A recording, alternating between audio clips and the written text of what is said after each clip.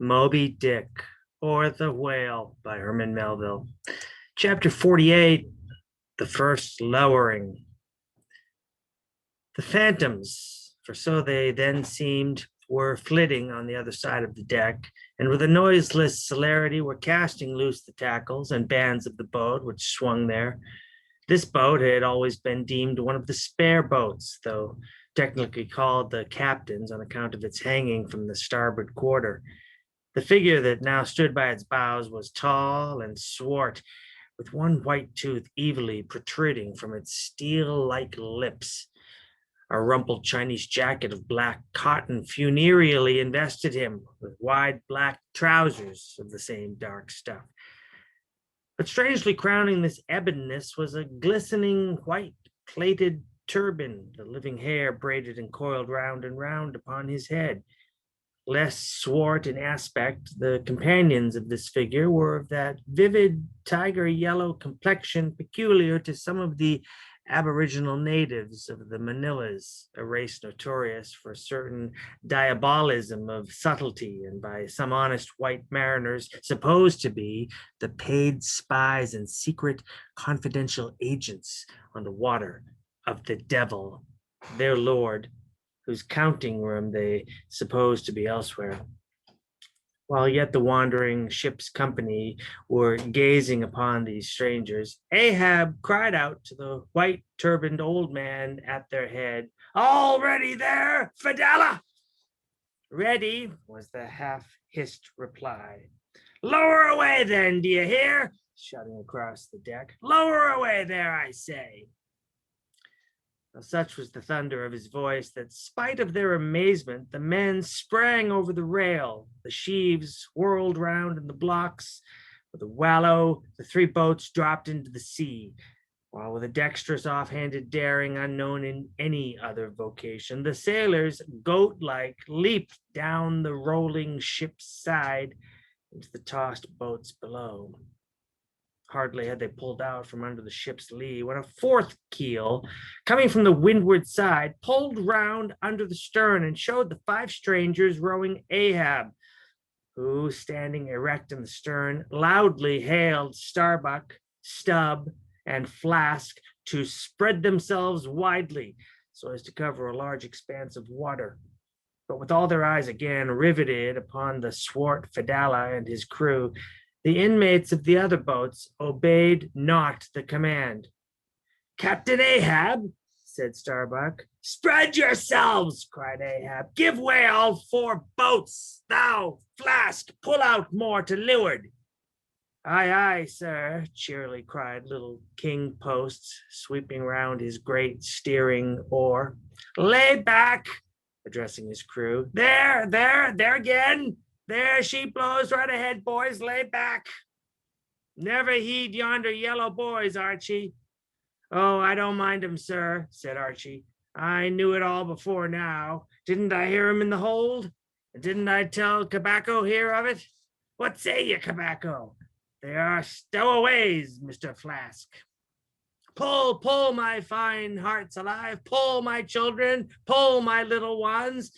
Drawingly and soothingly sighed Stubb to his crew, some of whom still showed signs of uneasiness. "Why don't you break your backbones, my boys? What is it you stare at? Those chaps in yonder boat? Tut! There are only 5 more hands come to help us. Never mind from where.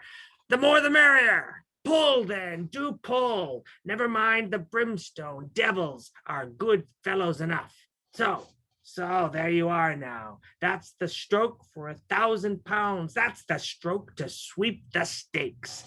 Hooray for the gold cup of sperm oil, my heroes. 3 cheers, men. All hearts alive. Easy, easy. Don't be in a hurry. Don't be in a hurry.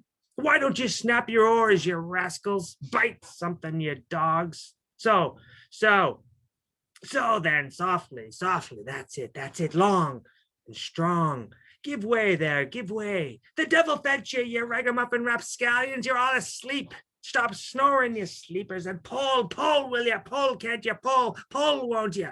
Why, in the name of gudgeons and ginger cakes, don't you pull and break something? Pull and start your eyes out. Here, whipping out the sharp knife from his girdle. Every mother's son, if you draw his knife and pull with the blade between his teeth. That's it, that's it. Now you do something that looks like it, my steel bits. Start her, my silver spoons. Start her, marling spikes. Well, Stubbs' exordium to his crew is given here at large because he had rather a peculiar way of talking to them in general, and especially in inculcating the religion of rowing. But you must not suppose from this specimen of his sermonizings that he ever flew into downright passions with his congregation, or not at all. And therein consisted his chief peculiarity. He would say the most terrific things to his crew in a tone so strangely compounded of fun and fury, and the fury seemed so calculated merely as a spice to the fun, that no oarsman could hear such queer invocations without pulling for dear life, and yet pulling for the mere joke of the thing. Besides, he all the time looked so easy and indolent himself, so loungingly managed his steering oar, and so broadly gaped, open-mouthed at times, that the mere sight of such a yawning commander, by sheer force of contrast, acted like a charm upon the crew. Well, then again, Stubb was one of those odd sort of humorists whose jollity is sometimes so curiously ambiguous as to put all inferiors on their guard in the matter of obeying them. Or in obedience to a sign from Ahab, Starbuck was now pulling obliquely across Stubb's bow. And when for a minute or so the two boats were pretty near to each other, Stubb hailed the mate. "Mr. Starbuck, larboard boat there, ahoy! A word with you, sir, if you please." "Hello," returned Starbuck, turning round not a single inch as he spoke, still earnestly but whisperingly urging his crew, his face set like a flint from Stubbs. "What think you of those yellow boys, sir?"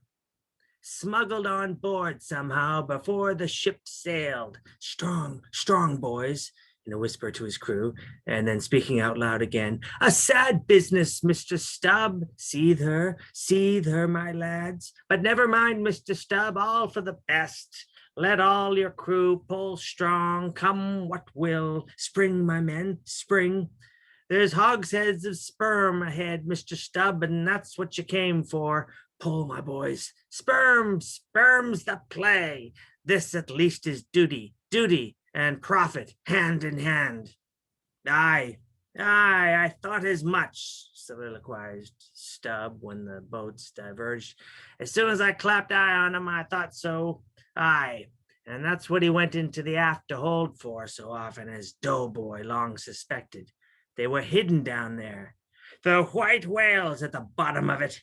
Well, so be it. Can't be helped. All right. Give way, men.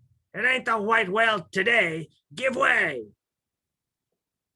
Well, now the advent of these outlandish strangers at such a critical instant as the lowering of the boats from the deck, this had not unreasonably awakened a sort of superstitious amazement in some of the ship's company. But Archie's fancied discovery having some time previous got abroad among them, though indeed not credited then, this had in some small measure prepared them for the event. It took off the extreme edge of their wonder. And so, what with all this and Stubbs' confident way of accounting for their appearance, they were for the time freed from superstitious surmisings, though the affair still left abundant room for all manner of wild conjectures as to dark Ahab's precise agency in the matter from the beginning. For me, I silently recalled the mysterious shadows I had seen creeping on board the Pequod during the dim Nantucket dawn, as well as the enigmatical hintings of the unaccountable Elijah. Meantime, Ahab, out of hearing of his officers, having sighted the furthest to windward, was still ranging ahead of the other boats, a circumstance bespeaking how potent a crew was pulling him. Those tiger yellow creatures of his seemed all steel and whalebone, Like 5 trip hammers, they rose and fell with regular strokes of strength, which periodically started the boat along the water like a horizontal burst boiler out of a Mississippi steamer. As for Fidala, who was seen pulling the harpooner oar, he had thrown aside his black jacket and displayed his naked chest with the whole part of his body above the gunwale, clearly cut against the alternating depressions of the watery horizon. While at the other end of the boat, Ahab, with one arm like a fencer's thrown half backward into the air as if to counterbalance any tendency to trip, Ahab was seen steadily managing his steering oar as in 1,000 boat lowerings ere the white whale had torn him. All at once, the outstretched arm gave a peculiar motion and then remained fixed, while the boat's 5 oars were seen simultaneously peaked. Boat and crew sat motionless on the sea.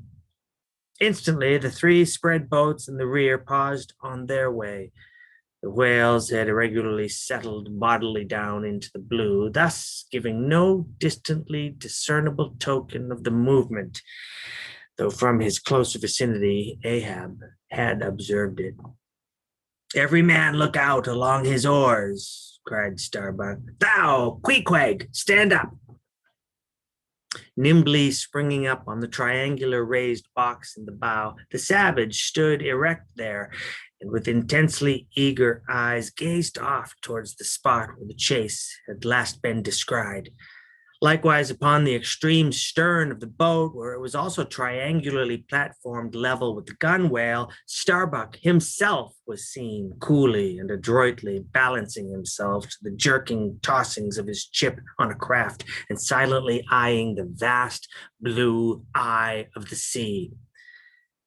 Well, not very far distant, Flask's boat was also lying breathlessly still, its commander recklessly standing upon the top of the loggerhead, a stout sort of post rooted in the keel, and rising some 2 feet above the level of the stern platform.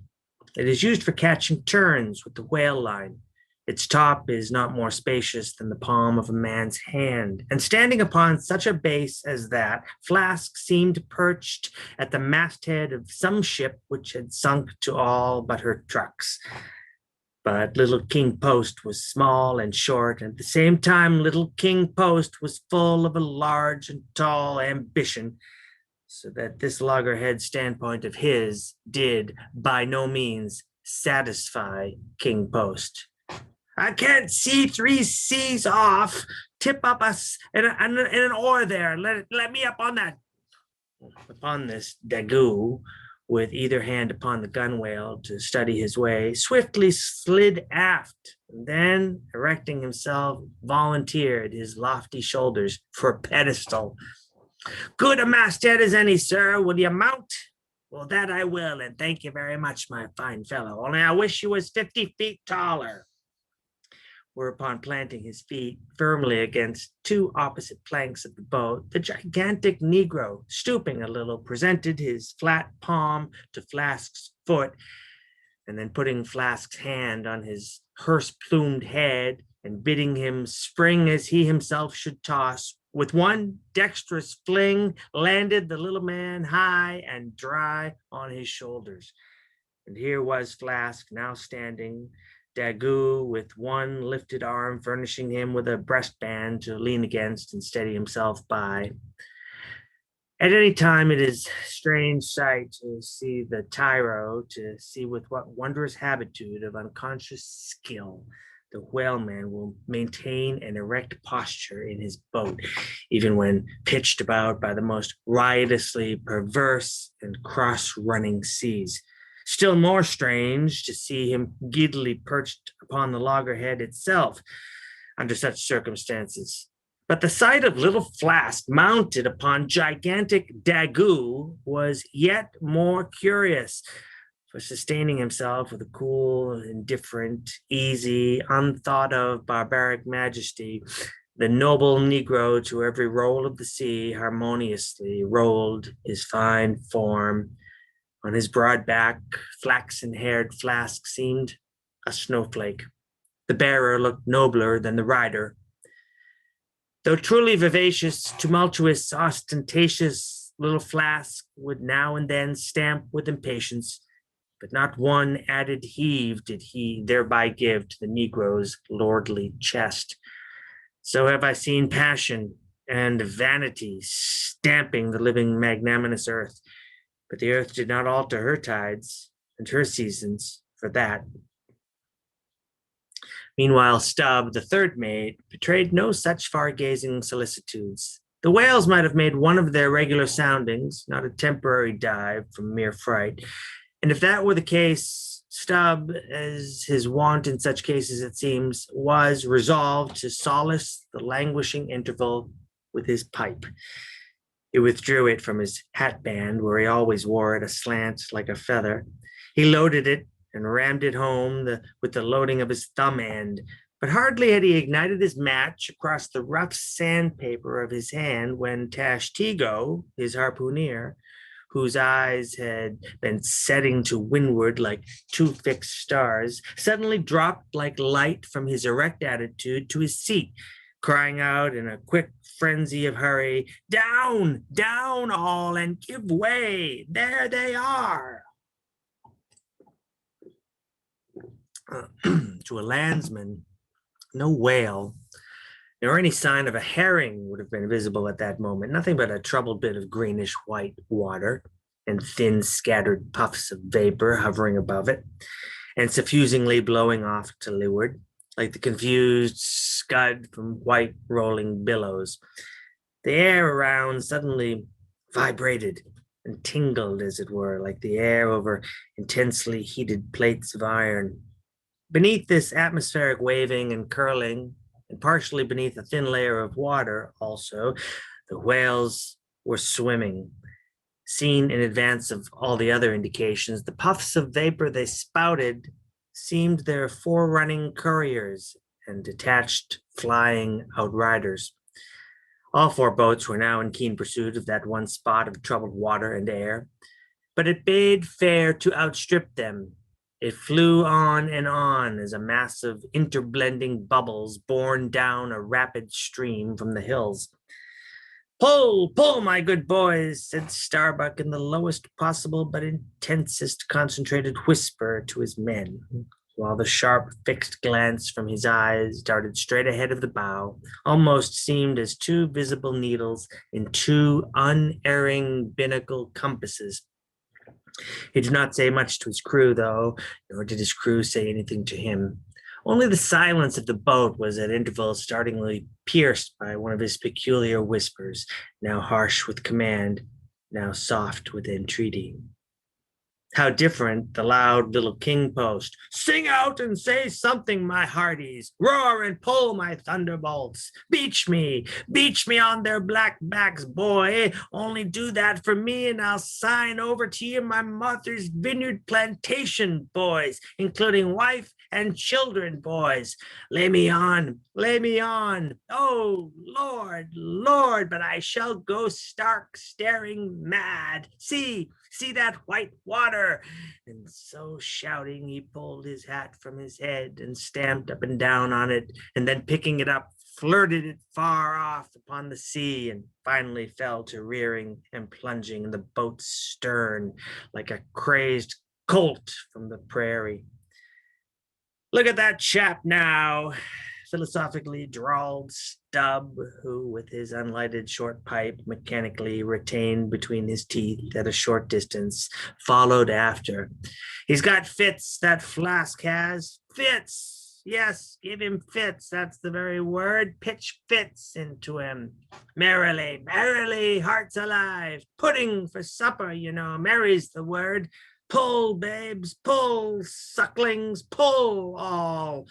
But what the devil are you hurrying about? Softly, softly and steadily, my men. Only pull and keep pulling, nothing more. Crack all your backbones and bite your knives in two, that's all.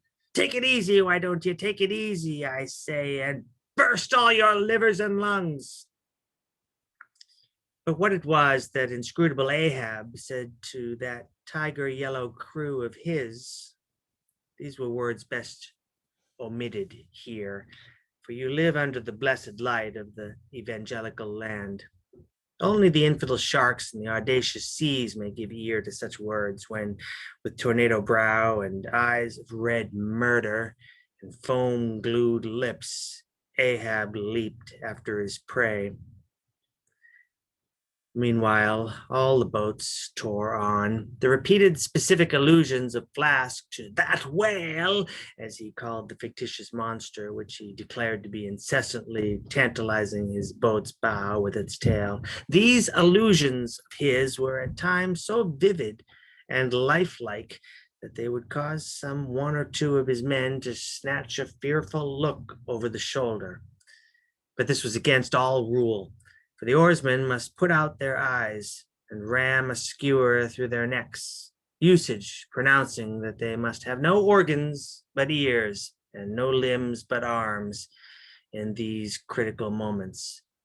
It was a sight full of quick wonder and awe.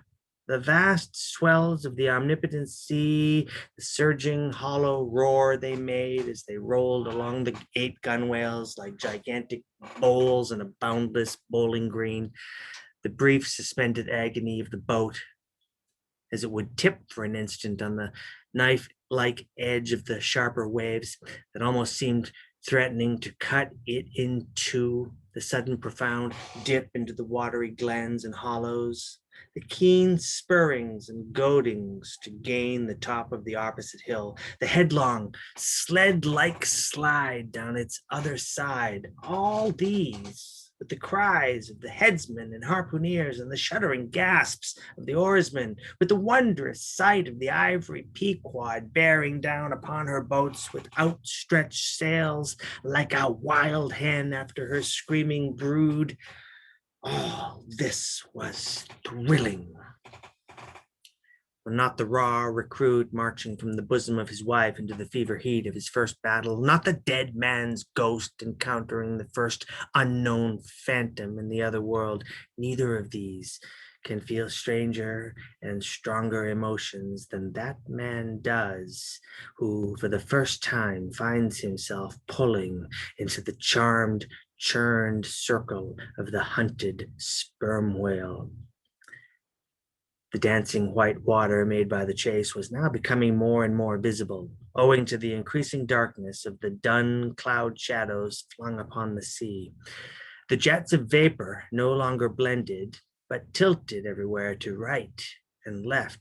The whales seemed separating their wakes. The boats were pulled more apart, Starbuck giving chase to 3 whales running dead to leeward. Our sail was now set, and with the still rising wind, we rushed along, the boat going with such madness through the water that the lee oars could scarcely be worked rapidly enough to escape being torn from the rowlocks. Soon we were running through a suffusing wide veil of mist, neither ship nor boat to be seen. "Give way, men," whispered Starbuck, drawing still further aft the sheet of his sail. "There is time to kill a fish yet before the squall comes. There's white water again. Close to. Spring." Soon after, 2 cries in quick succession on each side of us denoted that the other boats had got fast. But hardly were they overheard when, with a lightning-like hurtling whisper, Starbuck said, "Stand up!" and Queequeg, harpoon in hand, sprang to his feet. Though not one of the oarsmen was then facing the life and death peril so close to them ahead, yet with their eyes on the intense countenance of the mate in the stern of the boat, they knew that the imminent instant had come. They heard, too, an enormous wallowing sound as of 50 elephants stirring in their litter. Meanwhile, the boat was still booming through the mist, the waves curling and hissing around us like the erected crests of enraged serpents. "That's the hump! There! Give it to him! Give it to him!" whispered Starbuck. A short rushing sound leaped out of the boat. It was the darted iron of Queequeg. Then all in one welded commotion came an invisible push from astern, while forward the boat seemed striking on a ledge. The sail collapsed and exploded. A gush of scalding vapor shot up nearby. Something rolled and tumbled like an earthquake beneath us. The whole crew were half suffocated as they were tossed helter-skelter into the white, curdling cream of the squall. Squall, whale, and harpoon had all blended together, and the whale, merely grazed by the iron, escaped. Though completely swamped, the boat was nearly unharmed. Swimming round it, we picked up the floating oars and, lashing them across the gunwale, tumbled back to our places. There we sat up to our knees in the sea, the water covering every rib and plank, so that to our downward gazing eyes the suspended craft seemed a coral boat grown up to us from the bottom of the ocean. The wind increased to a howl. The waves dashed their bucklers together. The whole squall roared, forked, and crackled around us like a white fire upon the prairie, in which, unconsumed, we were burning, immortal in these jaws of death. In vain we hailed the other boats. As well roar to the live coals down the chimney of a flaming furnace as hail those boats in that storm. Meanwhile, the driving scud, rack, and mist grew darker with the shadows of night. No sign of the ship could be seen.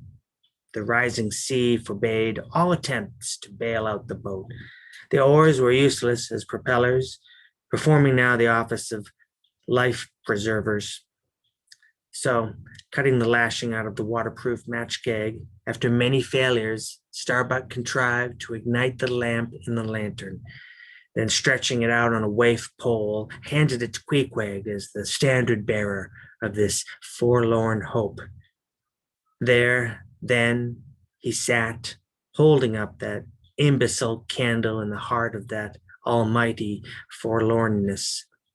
There, then, he sat, the sign and symbol of a man without faith, hopelessly holding up hope in the midst of despair. Wet, drenched through, and shivering cold, despairing of ship or boat, we lifted up our eyes as the dawn came on. The mist still spread over the sea. The empty lantern lay crushed in the bottom of the boat. Suddenly, Queequeg started to his feet, hollowing his hand to his ear. We all heard a faint creaking as of ropes and yards hitherto muffled by the storm. The sound came nearer and nearer. The thick mists were dimly parted by a huge, vague form. Affrighted, we all sprang into the sea as the ship at last loomed into view, bearing right down upon us within a distance of not much more than its length. Floating on the waves as we saw the abandoned boat, as for one instant it tossed and gaped beneath the ship's bows like a chip at the base of a cataract, and then the vast hull rolled over it, and it was seen no more till it came up weltering astern. Again we swam for it, were dashed against it by the seas, and were at last taken up and safely landed on board. Ere the squall came close to us, the other boats had cut loose from their fish and returned to the ship in good time. The ship had given up, but was still cruising, if haply it might light upon some token of our perishing. An oar or a lance pole